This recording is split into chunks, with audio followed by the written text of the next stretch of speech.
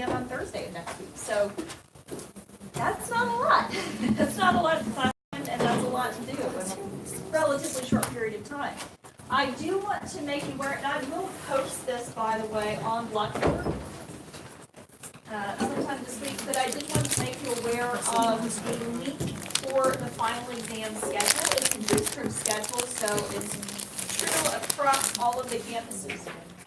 This final exam schedule, I spelled that wrong. You're still going to find it. There it is. All right, so if you go to the TCC website in the search box, type in final exam schedule, here it is. And again, this is true across all of the campuses. TCC Connect and the online class might be a bit different because they're online classes, but certainly for those face-to-face classes, this is true across the district. So you can look on this schedule and find all of your final exams for all of your classes. We take our final exam in here on Tuesday, December 11th, and the final exam, by the way, is just simply the fifth exam. Tuesday, December 11th, from 11 to 1:30. I can guarantee it's not going to take that long. But they give you the time just in case. It's not going to take that long. The Unit 5 exam doesn't have an essay. So there's only multiple choice and matching, so there are only 50 of them, so it's not going to take you all that long. But it is, again, Tuesday, December 11th, beginning at 11 in this classroom. Okay. So I will remind you, I'll post this on Blackboard, I'll post the link on Blackboard so you can find all of your final exams, but kind of keep that in mind.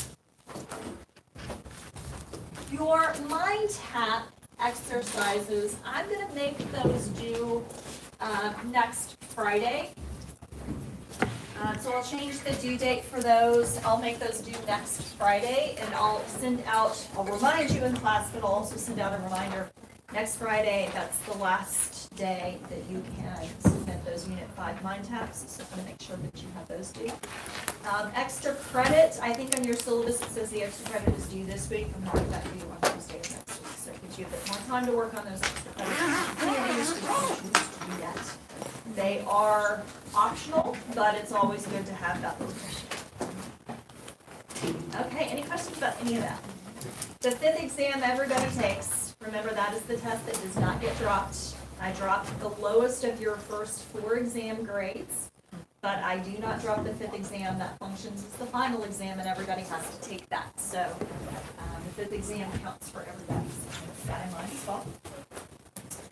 The other thing that I wanted to do before we get started, so it is the end of the semester, and that of course means that it is time for evaluation. Sorry, I'm trying to do 2 things at once.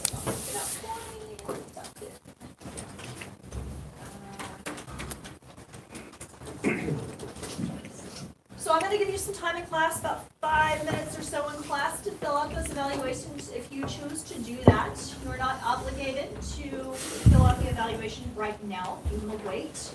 That's fine too, but please, if you don't fill out the evaluation now, please do fill out the evaluation, not for this class, but for all of your classes at some point before the end of the semester. So if you log into Blackboard and go to our class homepage, there is a link that says there is a course evaluation. If you click on that, you can do it using a phone or a laptop. It will bring up all of the courses that you were registered in semester, and if you click on the World Civ course, it will bring up that evaluation. So I'll get to the end in your syllabus, but there's one that I'm going to add this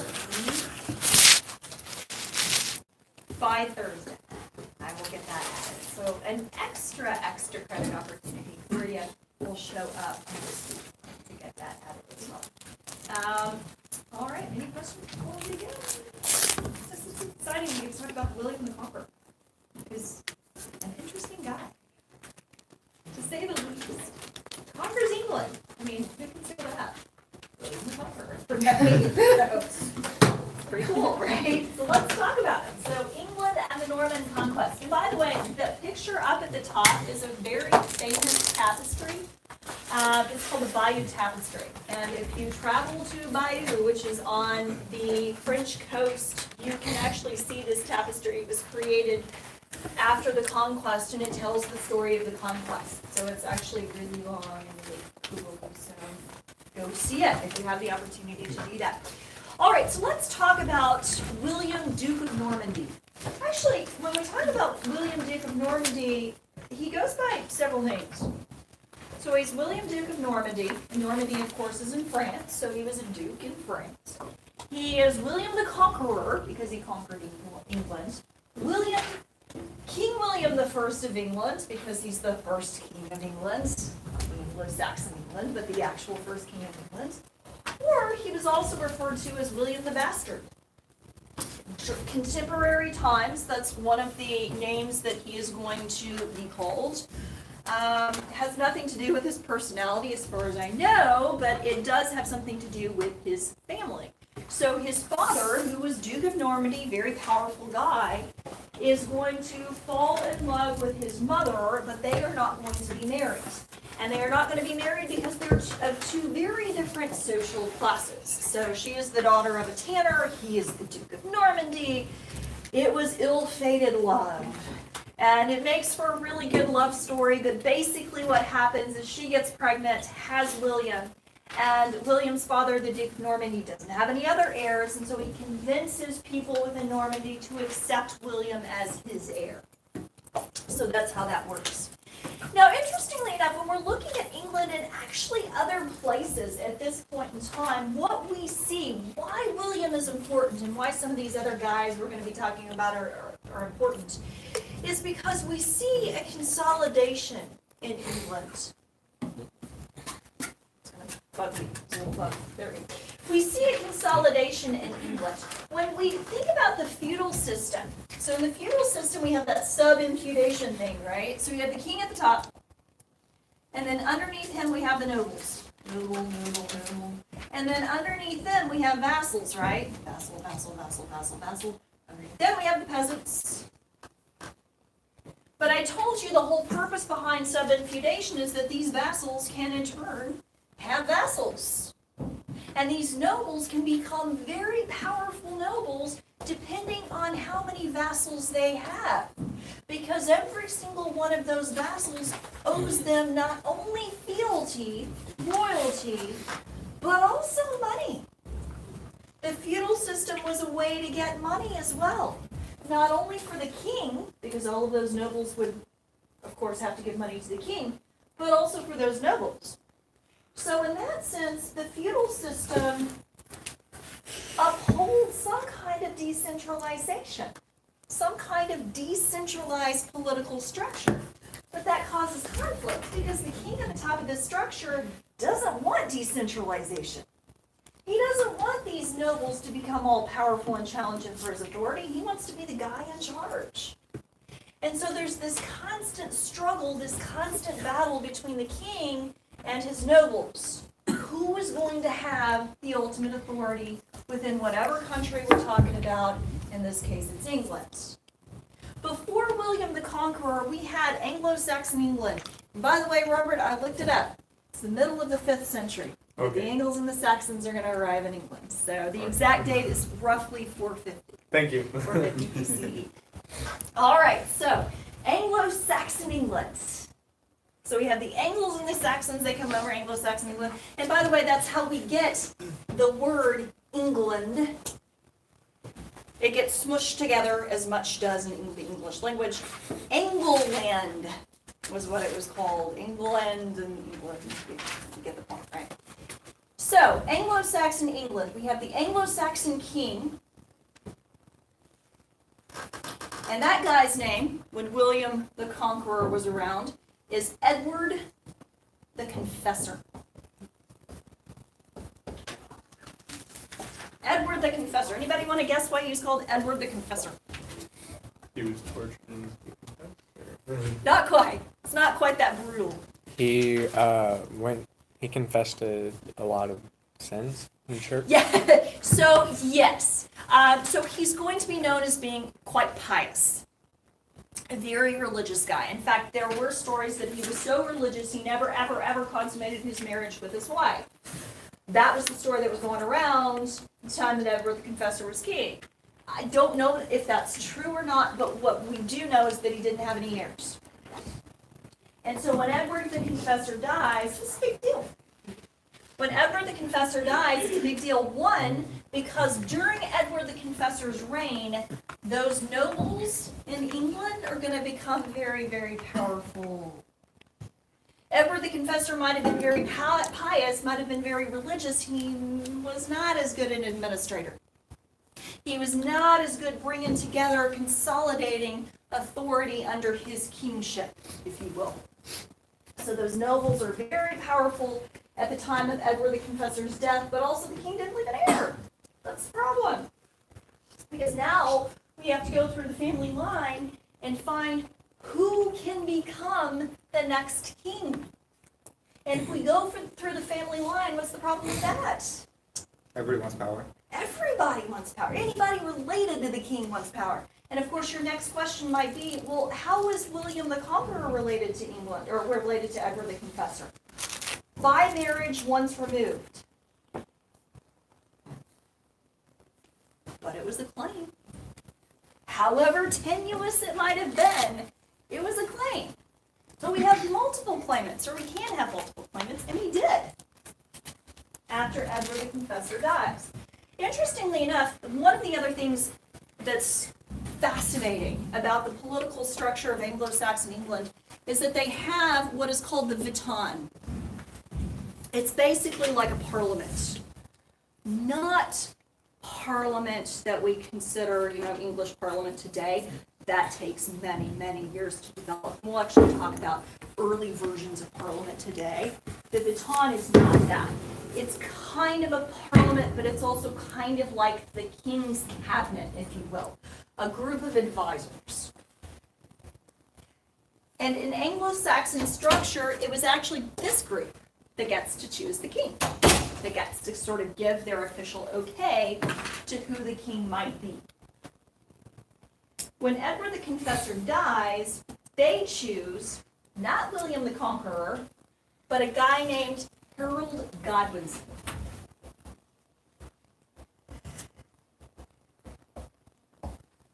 With me so far, this is like a soap opera.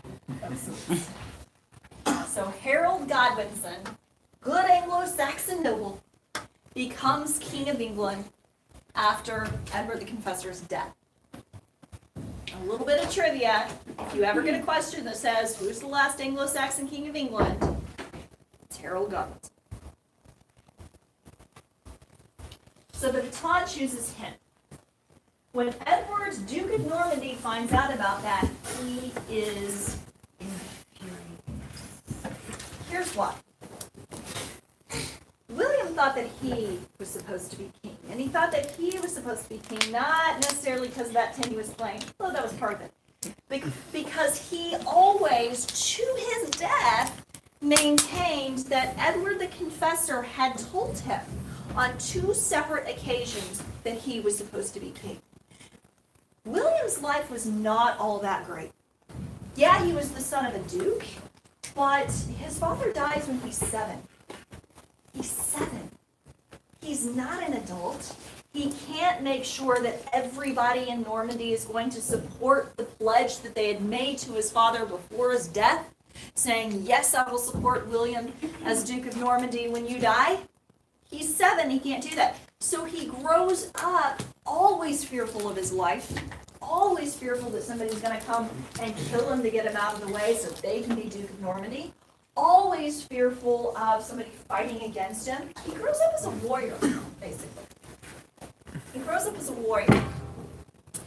He had actually made a couple of different trips to England. One in 1051, one in 1064.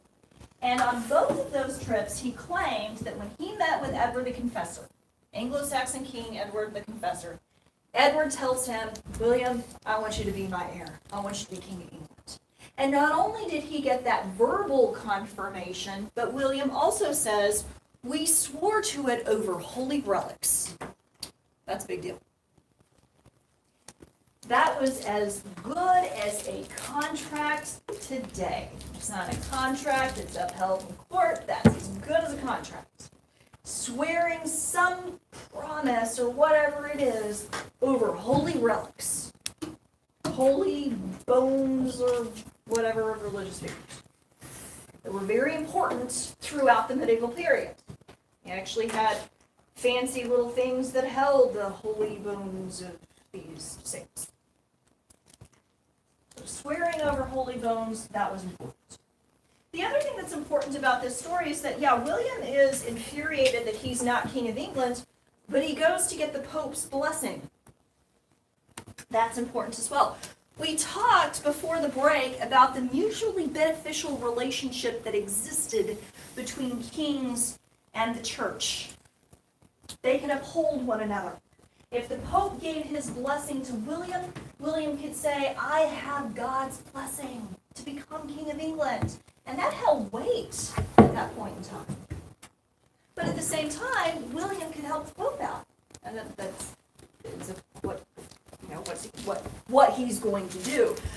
Because at that point in time, the Pope wanted to establish greater control over the southern states and Italy, and William says, I'll give you money, I'll give you troops, I'll help you out there. Also, the Pope was having some problems with the Archbishop of Canterbury. And William says, hey, if I conquer England, I can remove the Archbishop of Canterbury, and you can appoint whomever you choose. So it was a mutually beneficial relationship for William and the Pope. The Pope says, I will help you out, I will give you my papal blessing, you can go conquer England with God's blessing. Now, the other question you might have is, well, why did William want to conquer England if he was the Duke of Normandy? What about England was attractive to William? What do you think? It's its own country. It's its own country. It's not just a dukedom, right? It's a whole country. It's a whole island, right? What else? There are actually a couple of different things. But that's certainly it, yeah. Get to conquer a country, be a king, not just a king. What else? Yeah, absolutely, money. So what about England was prosperous? Well, they had a prosperous trade, they had a lot of farming, they had a lot of resources. So all of those things would have been attractive to William. What else? Robert? I was essentially just going to say that, like the trade with the, because I mean, it's the Isles of Britain. Sure. There's a lot of sea trade going on there. Yeah. So all of that would have been attractive to William and would have been an impetus for him to come over and take the opportunity. It's costly. You don't know if you're going to win. You have to raise an army to do it. I mean, it's not a foregone conclusion that he's going to conquer England. You're conquering an entire island, an entire country. It's not a foregone conclusion, but it's a major impetus for William to go ahead and do that. And so he raises his army, and in 1066, crosses the English Channel and heads off to England. Now, here's the deal. Here's what makes this story even more interesting. Erase this. Okay, so I told you before, a couple of minutes ago, that there were actually multiple claimants to that throne. When the baton chooses Harold Godwinson, it's not just William the Conqueror who says, oh, ew, I was supposed to be king. There's also another guy named Harold Hardrada,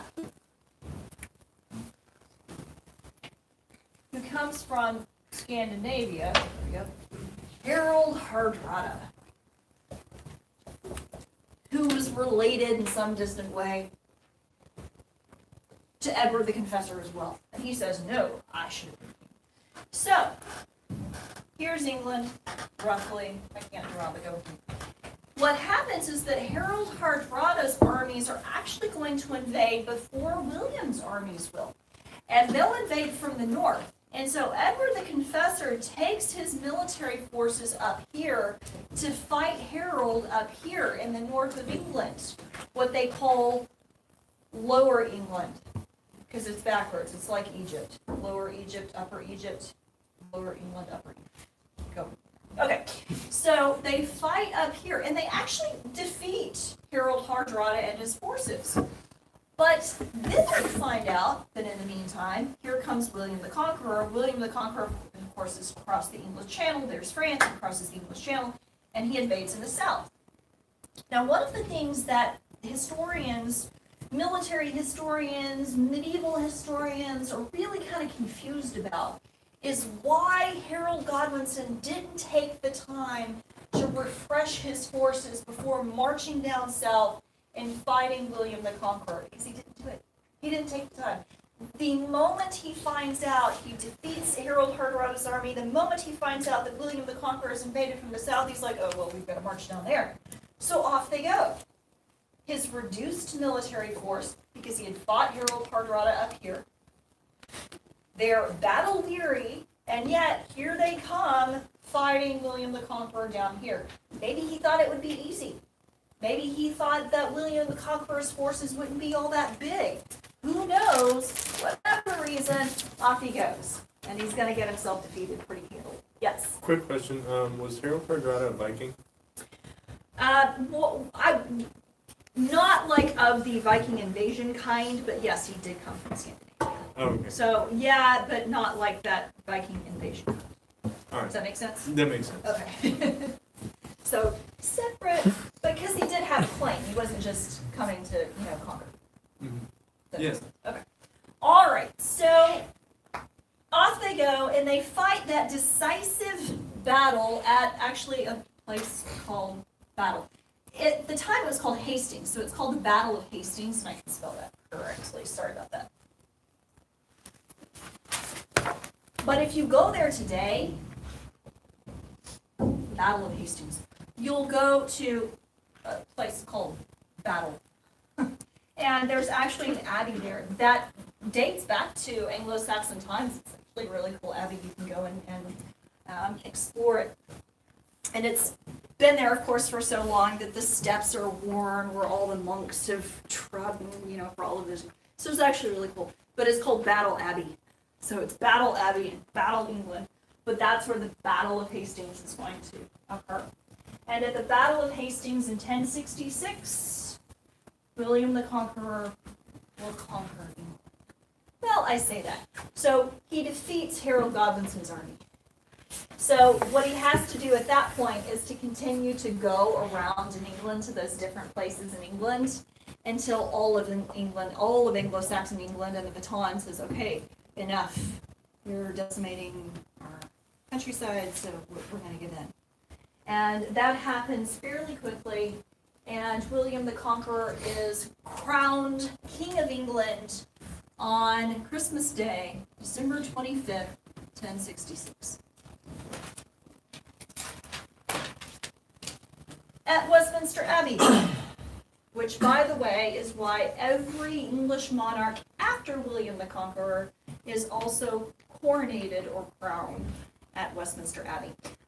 There is a part of Westminster Abbey that dates back to Anglo-Saxon times, that dates back to 1066, but they've added on. So that's what the Abbey looks like today. That was added a couple of hundred years later, a lot of that, but there is a part that is the original structure, and you can still see that if you visit Westminster Abbey, so you can still see that original structure.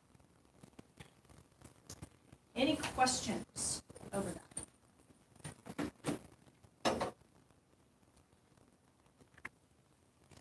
All right, so on a tenuous claim, William comes over and conquers England. And once he conquers England, now he has to figure out what to do with it. Ooh, King of England, but now he has to figure out, okay, what do I do with it? And what he does with it is to consolidate it, to start that consolidation process. Keep in mind, I said, beginning of class, under Edward the Confessor, all of those Anglo-Saxon nobles become very powerful. That feudal system that was in place across medieval Europe, including England, really supports some kind of decentralized structure. William the Conqueror comes in, he doesn't want that decentralized structure. Now, interestingly enough, he doesn't just completely dismantle Anglo-Saxon customs, or even Anglo-Saxon political things, like the baton. He doesn't completely come in and say, okay, we're not going to have this anymore. He keeps a lot of those things, and that's the smart thing to do. We've talked about how in different countries across the globe at different points in time. If one conquering group comes in, they don't necessarily dismantle everything because it makes it harder to rule, right? If you don't dismantle everything, and daily life stays pretty much the same for most people, they're not going to care who the king is. They're going to be like, okay, well, my life isn't affected in a negative way, so I'm good, right? That's what William is going to do. But he still has to figure out how to consolidate his rule. He doesn't want those nobles to continue to challenge his authority, to continue to be powerful. So one of the biggest things that he does is to create what is called the Doomsday Book. That has an ominous name. And the reason they called it the Doomsday Book is because they said it's final. Its word was final. If it's in the Doomsday Book, it's going to happen. We're going to go with this. And there it is, the actual book. Obviously written in a form of language that we can't read today. So it is translated. You can find translation of the Doomsday Book. But this is kind of like a census and kind of like a taxation record. Because William wanted to know what he had. I downloaded the questions that were asked. So they had different people go around to the different places across England, and they would ask all of these questions of every single household. So the questions included what the manor was called. If you live in a manor, what's the manor called? Who held it at the time of Edward the Confessor? Who holds it now? How many hides are there? How many plows are held by the Lord, and how many belongings to the peasants? How many villeins? So the wealthiest of the unfreed peasants who had to pay his lord labor, service, and rent, whatever. How many slaves? How many freemen? How much woodland? How much meadow? How much pasture? How many mills? How many fisheries? How much has been added or taken away from the estate? What is used to be worth altogether, and what is its worth now? So these are pretty intrusive questions, but the point is to figure out what. If you were asked all of those questions, what do you think William's purpose was? So you can tax more? Yeah. Well, he wants to know, okay, well, all of these people, now that I'm King of England, I'm going to have that feudal system, right? He wants to know how much people have, how much worth people have, how much is worthy of being taxed, so he can adjust accordingly. So tax fairly? And tax Or is he fairly wanting too. to- Sure. Yeah, so the other thing is, if you have somebody who's at the bottom part of that, they're not going to have as much stuff or as much worth. They're not going to be taxed as much as one of those nobles. Sure. Yeah. But he's taking an assessment of all of this. And the Doomsday Book, by the way, is issued in 1086, so 20 years after the Conquest, 1086. But it's a way of taking stock of all of the stuff that William now gets to tax. And the importance of that taxation is actually, it's a lot, because in some ways, some historians say the Doomsday Book helps to finish conquering England. Because when William figures out how much he has, he's able to assess taxes on those powerful nobles, keep them in line, but he's also going to use the money that he gets in taxation out of the Doomsday Book. Half of that money is going to be used to create 170 new baronies, what are called baronies, so new nobles, basically. And by the way, every single one of these individuals is of Norman descent. So 170 new baronies. So he's creating these barons, or these nobles, of Norman descent. They're not Anglo-Saxon. But at the same time, he knows that they're going to be what to him? Loyal. So half of the money goes to that. A fourth goes directly to the king, and a fourth goes to the church. So the Doomsday Domesday Book was important. It's an important piece of English history. Any questions about that?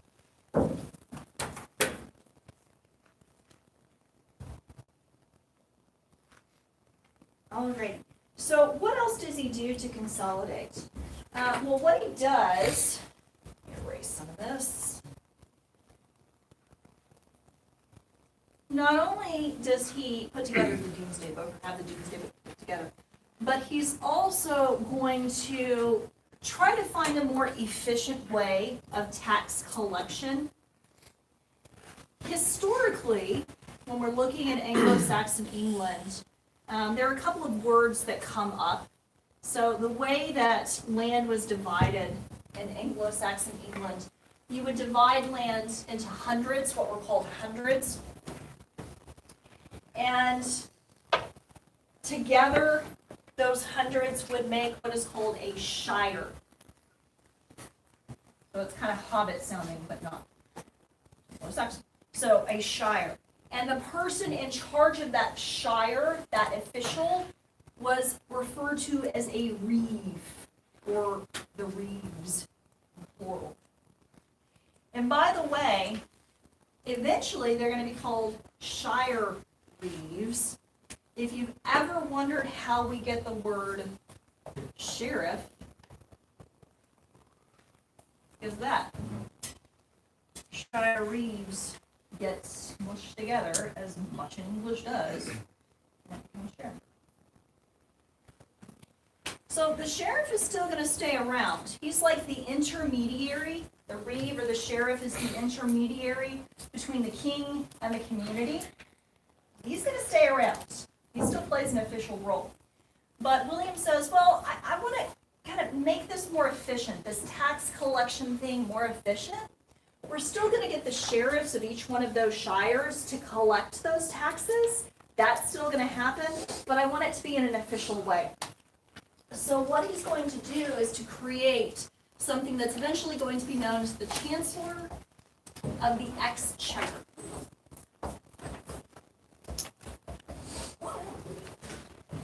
And it's spelled like that. It's spelled kind of interesting. Chancellor of the Exchequer. So the Chancellor of the Exchequer is like the treasurer. He's like the guy in charge of the money, right?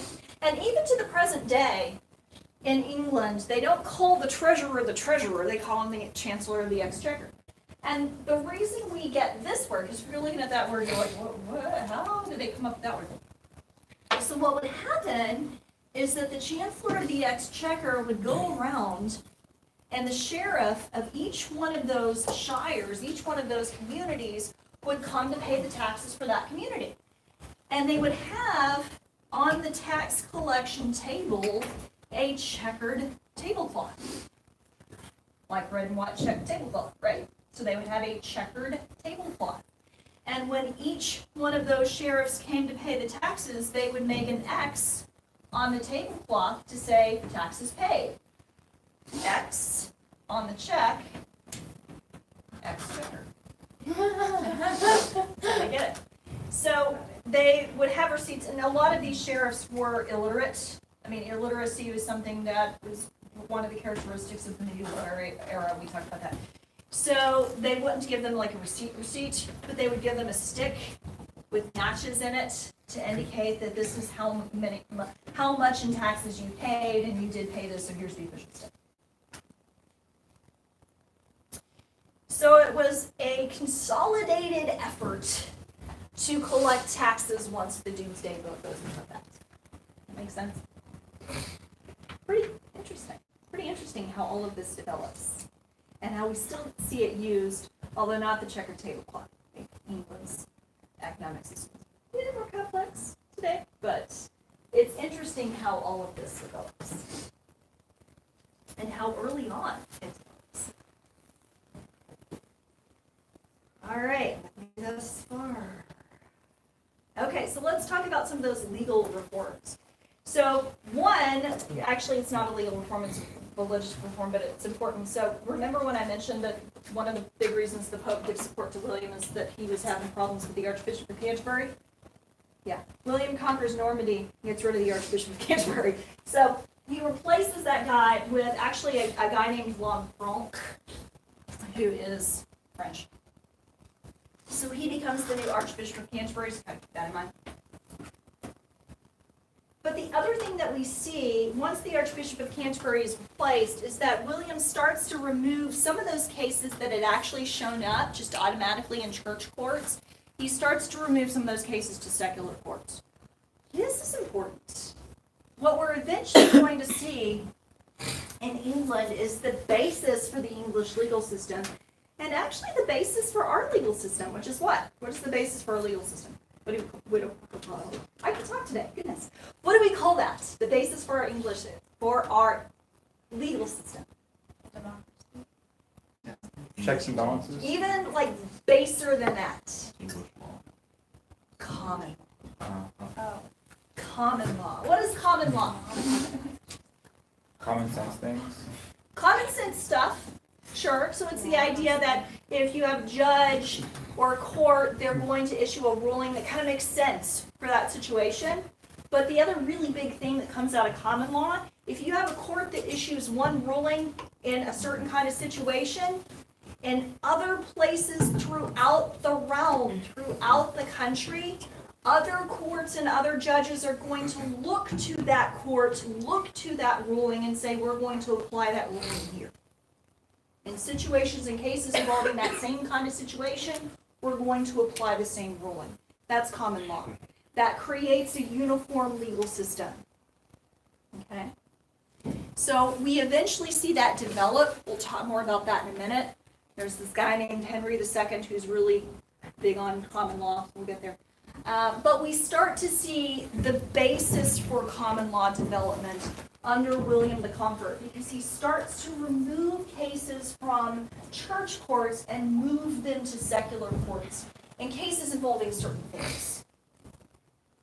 So in moving those cases to secular courts, you set up the legal foundation for common law to develop. He moved them to Secular courts, so non-church related courts.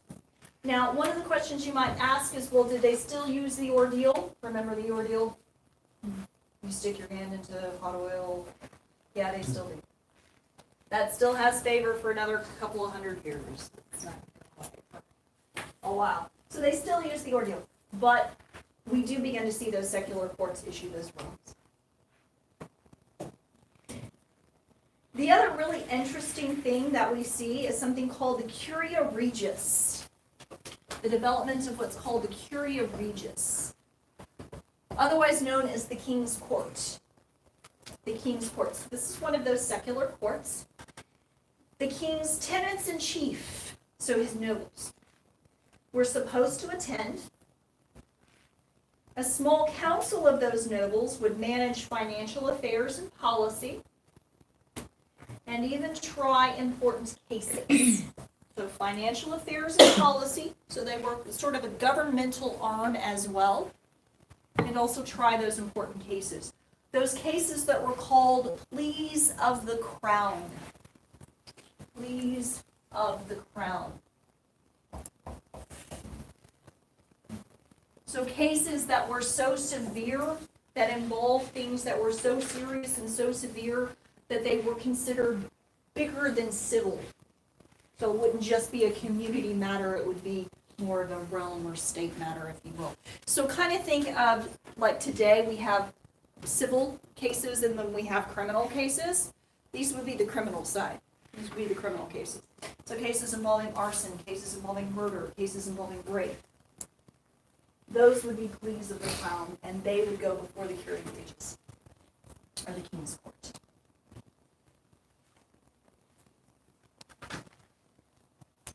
Alrighty, any questions about that?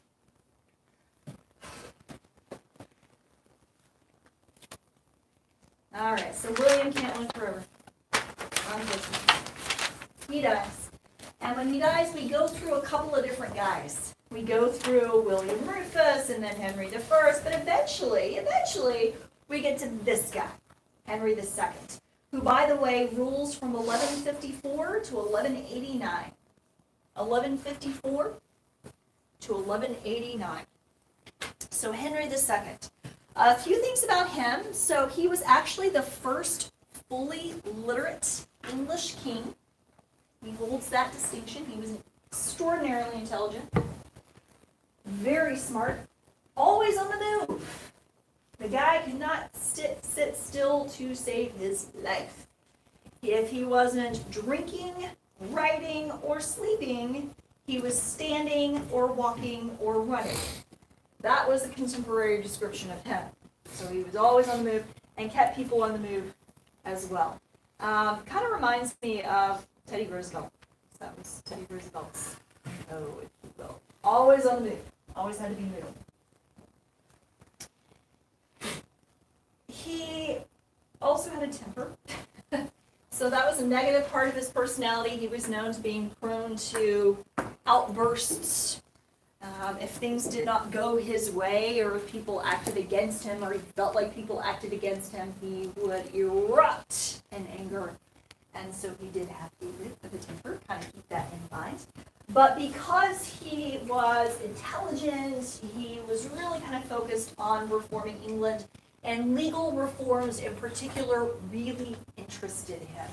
So he is going to look at the legal structure in England, and he's going to say, we can make this better. So one of the things that he does is to look at the crimes that exist in England, and he says, well, I'm concerned with all of these crimes. So in 1 year's time, under the reign of Henry II, 1 year's time, England had 114 homicides, 89 robberies, 65 woundings, so somebody hitting somebody else with something, so 65 woundings, and 49 rapes. So he's looking at that and he says, that's a lot of pleas of the crown. That's a lot of pleas of the crown.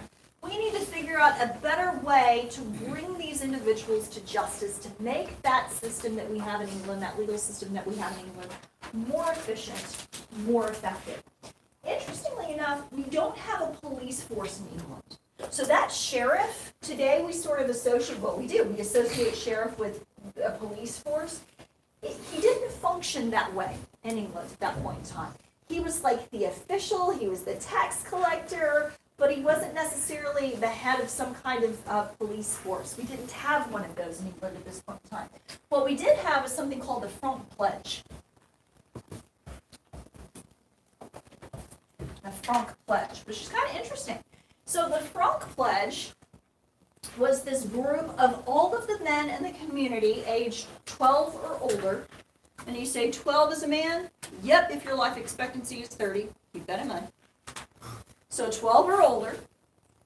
They formed what was called the Frank Pledge. And basically they're going to come together at certain points throughout the year and they're going to say, okay, well, here are all the people who committed crimes in the community in this period of time.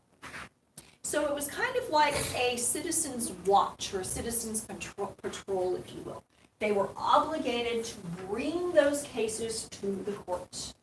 And it was kind of like peer pressure, too. So they get together, and they're obligated to do this. The king instructs them to do this. And so they feel this obligation, like, well, I saw this crime happen, so I have to report it. I have to say that it happened. So the Frank Pledge. This existed even before Henry II. What Henry II is going to do is to put pressure on those sheriffs to make sure that the Frank Pledge was functioning, that all of those men in that community were a part of it. But that's not enough. So Henry says, well, that's not enough to make the legal system better, to make it more efficient. He doesn't really hold a lot of stock in the ordeal. He doesn't like the ordeal. Now, he doesn't completely do away with it. It's going to take another couple hundred years for that to happen.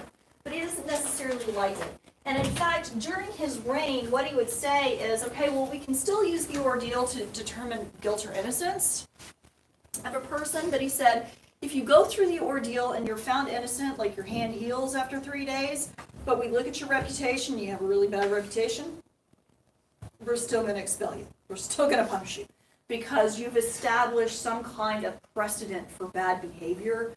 So we're going to assume that you had something to do with whatever happened. So he does begin to kind of chip away at the legitimacy of the ordeal, but he doesn't get away with it, doesn't do away with it completely. It's going to be around for a while. What he does do at some point is to say religious officials are going to be removed from that ordeal process, and it's just going to be secular individuals who look at that and evaluate the ordeal. So he is going to do that. But the other thing that he was concerned with, and this is true not only in was not only true in Anglo-Saxon England, not only true in England after the Conquest, not only true in other places in Europe, but also true in other times and other places that we've looked at in this class. Remember Hammurabi's Code? So one of the parts of the code said, if you are a person who makes an accusation against another, and that accusation is proven to be false, what can happen to the accuser? Yeah, well, Hammurabi's Code, yeah, you get put to death. Yeah. England wasn't that harsh. They're not going to put you to death. They're going to punish you. Now, even today, that's true in our legal system, right? So let's say that you knowingly make a false accusation against somebody. You can be prosecuted for that. You can get in trouble for that. Knowingly making a false accusation against somebody. So that's true even to the present day. You can be put to death. But Henry's looking at that and he's saying, well, we find those people, we punish those people who make false accusations, but shouldn't there be a better process in place to sort of streamline those cases? Because when a case gets to any secular court in England, the accuser has to prove that the person that they have accused is guilty. And he says, well, maybe we can have a better way of doing that. And out of this comes something that we call the presentment jury.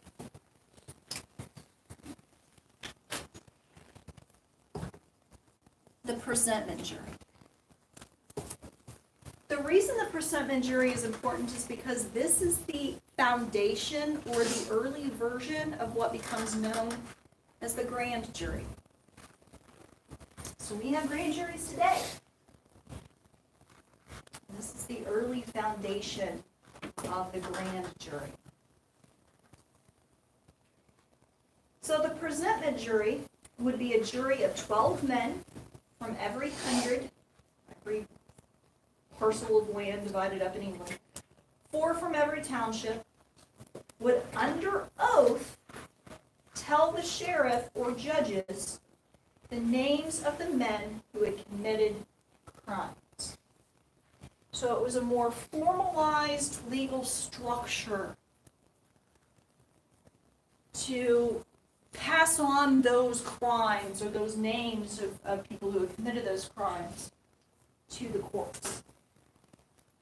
So the presentment jury. And the grand jury today, what does the grand jury do? What does the grand jury today do? Do they determine guilt or innocence? No. Nope, neither did the presentment juries. What do they do? They let you know if you have enough evidence to. Yep, so they just decide, here's a person who may have committed a crime. Right? Hand it up. Then it goes to the court.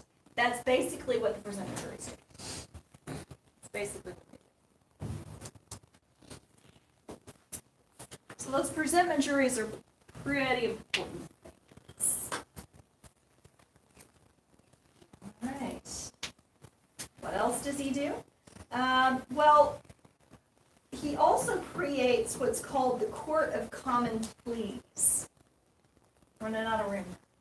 Let me erase this. The Court of Common Pleas.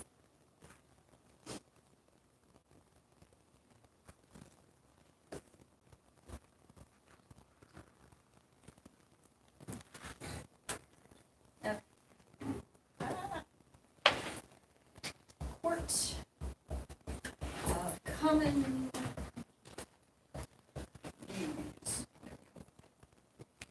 Okay, so the Court of Common Pleas consists of 5 judges permanently seated at Westminster. Kind of think of it like a Supreme Court. So they're permanently seated, they hear cases, and also those royal judges are going to go around to different parts of England throughout the year and sit on cases in those courts as well. that is one of the best ways that we start to see the establishment of common law. Because these judges sit on the Court of Common Pleas, but then they also go around in different places in England and sit on those lower courts, and they're going to hear cases and provide judgments that will in turn set legal precedents. So if a case gets up to the Court of Common Pleas, they're going to look at those legal precedents in order to decide the decision in that case. So the Court of Common Pleas is one of the best ways that we see the establishment of common law. I have a question. Do people bribe during this time? Do they, I'm sorry? Bribe? Well, they can bribe at whatever time. It was illegal back then, just like it's Yeah. illegal now. I mean, that's sort of always been around, the idea that, Yeah, I know. I just wonder. Especially if you have the money. You know, sometimes they can be a little bit. sure, no legal system is perfect because we're dealing with people. And people aren't perfect, right? But the structure is going to be a much better structure, much more complex structure for a growing English society. Any other questions? Take a drink. I know it's a lot of legal history. It's really interesting, though. It's really interesting stuff because there's so much of it that not only, of course, relates to the present day English legal system, but the legal system as well. If we're looking at the Court of Common Pleas and how those royal judges are going to sit on those other courts, that's very much like how our Supreme Court is put into place. And there was a point in time, actually into the early part of the 20th century, where those Supreme Court judges would, when the Supreme Court wasn't in session, go sit on the circuit courts. They don't do that anymore. We have separate circuit court judges. But up to the early part of the 20th century, that's what they did. I hated it, but that's what they did. So it's very much like the Court of Common Pleas and those royal judges. Eventually, we see a jury trial. Now, that is actually not going to happen under Henry II. That'll come a little later. It's in the 13th century that we see those jury trials develop, the early part of the 13th century. And when we start to see those jury trials, we only see them for people who can afford it. So if you could afford, if you could pay money to have a jury of people within your community determine whether or not there was sufficient evidence that you were guilty, you could do that. Eventually, we see jury trials just for everybody. But again, that doesn't happen until the 13th century. But all of this stuff that's going on in Henry II's reign sort of sets the foundation for that, for ultimate jury trials. Americans see that.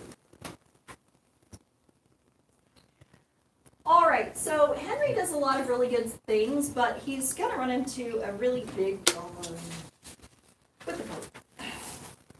Never want to make the Pope mad at this point in time, and he made the Pope mad. So how did he make the Pope mad? Well, Henry was also concerned about ecclesiastical courts. So what are ecclesiastical courts? Something church-related? They're church courts. There you go. So they're church courts. So any ecclesiastic figure, so any priest or bishop or archbishop or whatever, monk, whomever was a part of the Catholic Church, if they committed a crime, that crime would not be tried in a secular court. That crime would instead be tried in an ecclesiastic court. So a court that was set up by the church, run by the church, not run by England, not run by Henry, not run by the Court of Common Pleas, whatever. It was a separate case. The problem for Henry was that there were priests and monks and church figures who were committing crimes, and in some cases pretty serious crimes, and it would go before an ecclesiastic court, and those punishments tended to be very light. They didn't execute people, so they would never execute a person, even if they had committed murder, no execution. They didn't put them in jail. They would never jail a person.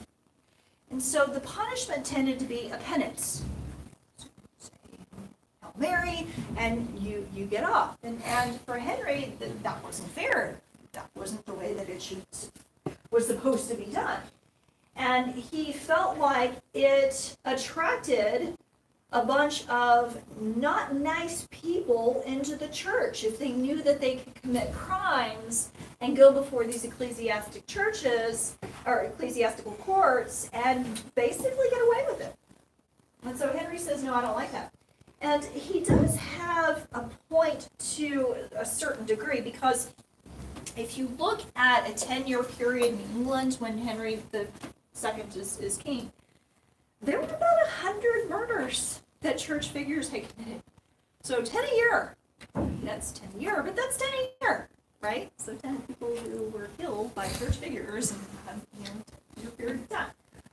So Henry decides that he's going to push what eventually becomes known as the Constitutions of Clarendon.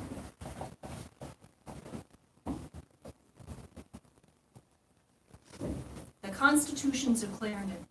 Basically what the Constitutions of Clarendon are going to say is, okay, fine, if a church figure kills somebody or gets charged with a crime, then a church court can determine guilt or innocence, but it should be a secular court that determines the punishment. So if they're found guilty of murder, instead of the church court, the ecclesiastical court saying, go on a pilgrimage or go say this prayer or whatever, that punishment is going to be determined in a secular court. And the secular court says this person shall be put to death, and so shall they be put to death. So it was, in Henry's mind, a compromise. Henry was one of those guys who thought that, his ideas were the greatest ideas ever, and people were just going to accept them because they were the greatest ideas ever. How do you not accept the greatest ideas ever, right? Except he never consulted with the Pope. So when the Pope does find out about the Constitutions of Clarendon, the Pope's like, yeah, no, that's not going to happen. I don't like that idea at all. In the meantime, Henry had this really good friend, Thomas Becket. And Thomas Becket was this really good friend. He was his drinking buddy. They had a lot of fun together, and Thomas Becket was on Henry's council, and so he gave Henry advice. And Henry decides, I'm going to make you Archbishop of Canterbury. And this was around the time that he was pushing the Constitutions of Clarendon, so his idea was that he would make Thomas Becket Archbishop of Canterbury, and he could use his influence to argue for the Constitutions of Clarendon. Except Thomas Becket warned Henry. He said, look, if you make me Archbishop of Canterbury, my loyalty is no longer to you. I am loyal to you. I am friends with you. I am one of your nobles. I am one of your men. But if you make me Archbishop of Canterbury, my loyalty shifts from you to the Pope and the Church. And if they say, do this, even if you don't want me to do it, I'm going to have to do it. I'm going to have to do it. I'm obligated by God to do it. Now, he warned him of that, and Henry kind of blows that off and says, you're my friend. It'll be fine. So he makes him Archbishop of Canterbury, and then says, hey, Constitutions of Clarendon, and the Pope says no, and Thomas says no. Henry was taken back. What? My drinking buddy. You should go along with whatever I want you to do. And Thomas said no. And so they get into kind of an altercation. Henry wants to try Thomas Becket, now the Archbishop of Canterbury, in a secular court over some land dispute. And Thomas Becket says, you can't do that. I'm a member of the church, and this has to go before an ecclesiastical court, not a secular court. And actually ends up fleeing to France because he's afraid of what Henry's reaction to that might be. Henry had a bit of a temper, keep that in mind. At some point, Henry decides, I want my heir, Henry, crowned the next king. I'm designating this, because he had several sons. I'm designating this son my heir, so when I die, he automatically takes over as king. And he decides, I'm going to get him crowned. Well, the person who crowns all kings of England just happens to be, any guesses? Archbishop. The Archbishop of Canterbury, yeah. Except the Archbishop of Canterbury, Thomas Becket, was having a fight with Henry, King of England, and had fled to France, and so he wasn't there.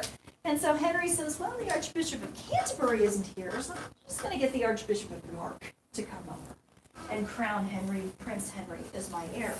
Well, when Archbishop of Canterbury Thomas Becket hears that, he excommunicates him and the Archbishop of York. Excommunication is a pretty powerful thing. What is that? You're locked out of heaven. Yeah, you're locked out of heaven, so you can't receive the last rites and all those kinds of things. You're going to live your life in purgatory unless you make amends. It's a serious thing. So, Henry, once he's been excommunicated, says, oh, wow, you really mean business. So he calls the Archbishop of Canterbury, Thomas Becket, back to England. He says, look, let's settle our differences. And so they talk, and Henry thinks that everything is okay. Like, they've come to some agreement, and everything is okay, except Thomas Becket keeps the excommunication of the Archbishop of York. And Henry gets so upset about that. He feels like Thomas Becket has betrayed him in some way, that he very famously says, who will rid me of this turbulent priest? It just happened to be in the earshot of a few of his knights who take that literally and say, oh, the king wants us to go kill Thomas Becket. So off they go to Canterbury Cathedral. And if you ever go to England and you ever go to Canterbury, it's this tiny little English town. I mean, it's not really that big at all, and it's kind of medieval looking. It's really kind of cool, and then set in the middle is Canterbury Cathedral, which is huge. So it's interesting. But it's beautiful. It's a beautiful cathedral. But they go into the church. They walk into the church, into Canterbury Cathedral on hallowed ground, while Thomas Becket is praying. I mean, this can't get any worse, like public relations-wise. While he's praying, and they kill him. They stab him to death. And by the way, there is his monument, if you will. Not very attractive, actually. Never thought that was a pretty monument, but whatever. That's the monument. The 3 swords, and of course it has the cross. And so there's that. He becomes a saint. So Saint Thomas Becket. But there it is, and there's the location that he was praying when he was struck down. It's interesting because when I went to go visit, we had a tour guide, and she was pointing out all the different stuff. And she said, oh yeah, there's Thomas Becket, there's where he was killed. I actually didn't look up to see this thing. That came later. I looked down at the ground, like, oh, okay, there's Thomas Becket, there's where he was killed. Which is actually true, because he wasn't killed up here, he was killed down here. So I kind of think I got the historically accurate view of that. But alas, I missed that ugly structure right there, so I'll have to go back and see it at some point. But there it is. What is that, metal or? Yeah. Yeah. I don't know, it's artistic. I guess we'll go with that. But what? Not very attractive, is it? No. But then the event wasn't very attractive, so the event was messy, so I guess that makes sense. But what? So what happens after Thomas Becket is killed? The Archbishop of Canterbury, oh, Henry knows he's in trouble. He's in trouble. He said, I did not mean for you to take me seriously, like I didn't want you to kill the guy. He was just causing me problems. Like you struck him down in the church and on the ground. And the Pope just comes down hard on him. And actually, he has to walk back from the constitutions of Clarendon. He can't push for it because he knows he's in trouble. He's about to get himself excommunicated, like really by the Pope excommunicated. So he walks back from that. And he has certain things he has to do. He has to give 200 knights to send over to Jerusalem. He has to go on a pilgrimage and walk up the steps on his knees to show his sort of prostration before God, I think is the official sort of terminology. And he has to, what else does he have to do? Have 3 monasteries built in England. He has to do a lot. The Pope says, you have to do this, or I will execute. Did he have the knights killed? No, So he was doesn't do angry. that. I mean, that would like be insulting. I mean, they, you know, they did. I bet they're the ones that got sent. They were punished. They were killed, but, yeah. It was a Guys are going It was a big deal. It was a big thing. It was a big deal. So he has to walk back from the constitutions of Clarendon, so that actually doesn't go into effect at that point in time. Eventually, we do see the split. We do see the split, but that's until much later, and it's certainly not under Henry II. Any questions about that guy? He's an interesting guy. And, whoops. His wife was interesting too. So his wife is Eleanor of Aquitaine, who was from a very powerful family. She had actually been the Queen of France, so she marries the King of France, and lives as Queen of France for a while. But they never have any children, and so the King of France says, "Well, they don't have any surviving children." I should say that. And they have a couple of daughters, but the King of France is like, "Well, we're not sons, so they don't count." So he gets their marriage annulled, saying that she is barren, which is ridiculous because she had actually been pregnant. What was his last name? Eleanor of Aquitaine. So Aquitaine is a very rich region at that point in time in France. So that frees her up to marry Henry, and they get married, and lo and behold, she has like 5 sons. Go figure. So not barren. But that was just an excuse to annul marriages, especially royal marriages. Annulments generally didn't happen all that frequently, but royal marriages, you could get an annulment based on barrenness. So if the woman was declared barren, then you could get it. Yes. So how did they make that happen? Because, I mean, I thought that if, like, a woman was declared, like, barren, it was, like, the Well, end of- obviously that wasn't the case, so the Pope has to sign off on that. Once he signs off on that, she's freed up. Henry obviously knew that she wasn't barren, so he's like, well, I'll take her. Sure, he didn't like that. But because she comes from this very rich region of France, it was still a desirable marriage. Okay. It would have meant resources and support. Sorry. That just sounded wrong. It did. I did not mean it that way. They had an interesting marriage. So they had it was like a love-hate kind of thing. He had multiple affairs, and she did not like it.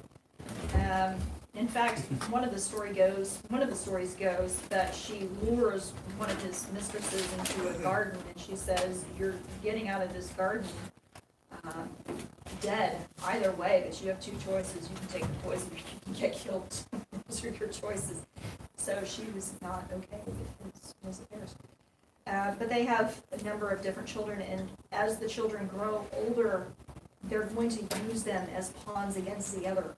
And at some point, he has her not exiled, but stuck basically under house arrest in a castle, and keeps her there because he knows that she's plotting to overthrow him and put one of her favored sons on the throne. So they have an interesting relationship.